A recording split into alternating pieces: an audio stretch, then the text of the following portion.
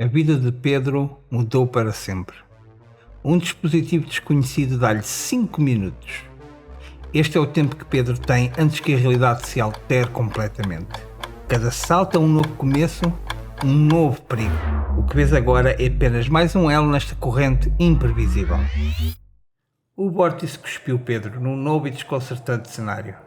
Desta vez encontrava-se no meio de um cruzamento amplo, ladeado por edifícios altos e de arquitetura estranhamente familiar, mas com um toque alienígena nos detalhes. Uma cidade mergulhada num silêncio profundo e perturbador. Não havia movimento, nem o som distante de tráfego ou de vida. Veículos vazios estavam parados nas ruas, alguns com as portas abertas como se os seus ocupantes tivessem desaparecido a meio de uma viagem. Poeira fina cobria tudo. Pedro ergueu-se e olhou em volta. Havia uma beleza estranha na desolação, mas a sua reação era mais de desalento do que curiosidade. Mais uma passagem efêmera antes do próximo salto para o desconhecido. Que diferença faria explorar? Em 5 minutos estaria longe. A prioridade, como sempre, era encontrar um local minimamente seguro para aguardar. Ressonância harmônica completa em 5 minutos. A contagem recomeçara. Pedro examinou os edifícios em redor, procurando um acesso fácil, um abrigo temporário contra o que quer que tivesse silenciado aquela cidade. O seu olhar varreu as fachadas silenciosas. A maioria parecia hermeticamente selada, de formas que sugeriam um abandono apressado ou um bloqueio geral. Mas, um pouco mais à frente, destacava-se uma estrutura com uma entrada mais acessível. Portas amplas, uma delas estava entreaberta e desalinhada. Pela arquitetura um pouco mais baixa e com janelas maiores, pareceu-lhe um edifício público. Com o tempo a escassear e a necessidade de um refúgio qualquer, decidiu que seria ali que aguardaria o próximo salto. Empurrando a porta, região bem alto no silêncio sinistro, Pedro entrou num corredor amplo. A luz do exterior revelou um cenário de abandono caótico. Pequenos objetos, possíveis mochilas coloradas e tombadas, e o que pareciam ser peças de vestuário de dimensões reduzidas, estavam espalhadas pelo chão, cobertos por uma fina camada de poeira. E nas paredes, à altura dos seus olhos, e mais abaixo, dezenas de desenhos. Traços rudimentares, cores vibrantes, mas já desbotadas pelo tempo, representando figuras humanoides sorridentes, sóis, jardins com flores estranhas e figuras maiores, protetoras, ao lado das mais pequenas. Pais e filhos, ou alunos e mestres. Claramente desenhos feitos por crianças. A ligação era inegável. Aquele edifício fora um local para crianças.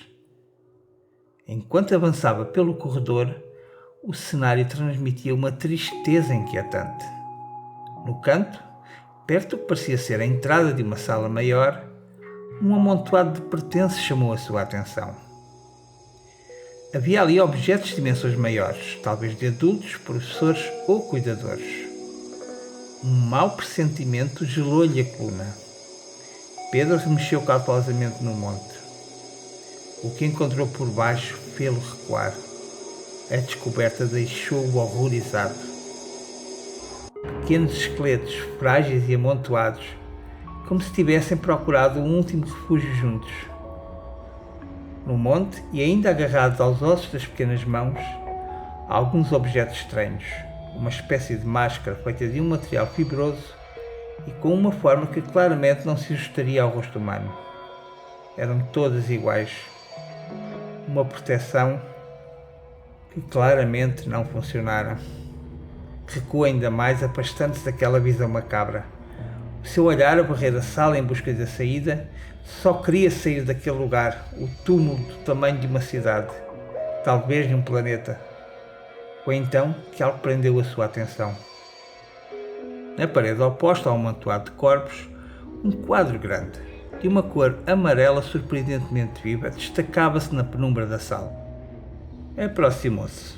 O quadro não continha palavras que ele pudesse entender, mas sim uma sequência de pictogramas e ilustrações simples, quase infantis, mas com uma clareza universal. A primeira imagem mostrava os seres humanoides daquela civilização, felizes sob um céu limpo, com o que pareciam ser os fungos bioluminescentes a crescer numa forma controlada em jardins. A imagem seguinte mostrava o fungo a espalhar-se descontroladamente, já não apenas no chão, mas no ar, com uma névoa brilhante, e os seres tombados no chão. A última imagem, esta mais destacada e também em tom amarelo, o céu a escurecer e os seres a usarem as máscaras que ele encontrara. Pedro percebeu imediatamente. Eles acreditavam que as máscaras os protegeriam, mas estavam enganados. Um arrepio atravessou-lhe o corpo. Nesse instante, como que invocado pela sua compreensão, o céu da cidade alienígena escureceu subitamente. Um vento forte levantou-se, arrastando a poeira das ruas desertas, e com ele surgiu uma nuvem densa, baixa, que avançava sobre a cidade. Dentro dela, incontáveis pontos de luz brilhavam e pulsavam com uma beleza encantadora e sinistra, como um enxame de pirilampos etéreos. Pedro não se deixou enganar pela sua aparência. Aquilo era a ameaça. Correu para o interior da escola procurando refúgio na primeira divisão que encontrou, uma sala de aula igualmente abandonada. Desesperado, começou a pegar em todos os papéis e testes que encontrou, tentando bloquear as frestas da porta e das janelas, enquanto a nuvem brilhante se aproximava cada vez mais, começando a infiltrar-se no edifício. Ressonância em 1 minuto. Desativar ciclo. Com a nuvem mortal a invadir o seu abrigo improvisado e a certeza do destino da civilização anterior a pesar-lhe na alma, o quê? O tempo pareceu parar por um segundo. Mais um enigma com que teria que lidar mais tarde. Por agora, ficar certamente não era a opção. O desconhecido era mais promissor. Com a nuvem já dentro da sala, Pedro é lançado para um novo mundo.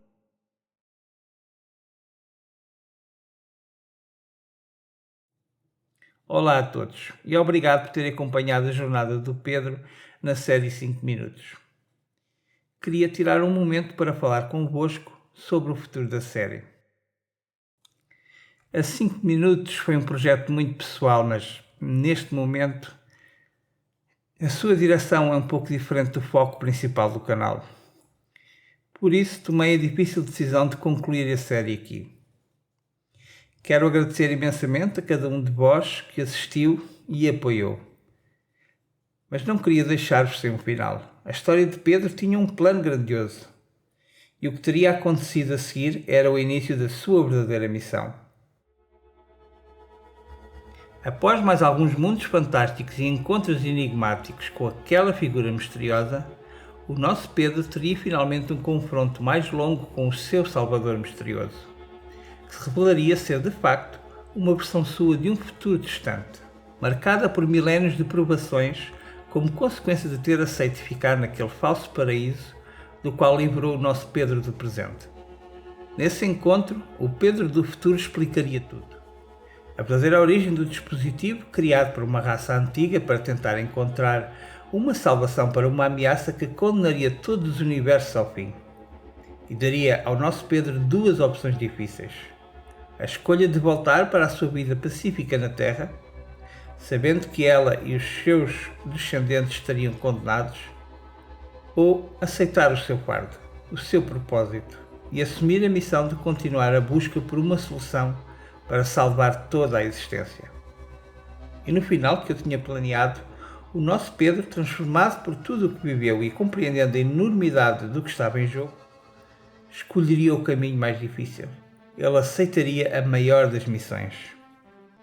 O Pedro do futuro, no fim das suas forças, partilharia todo o conhecimento e partiria para fechar o seu próprio paradoxo temporal, deixando o nosso Pedro com uma nova e única esperança.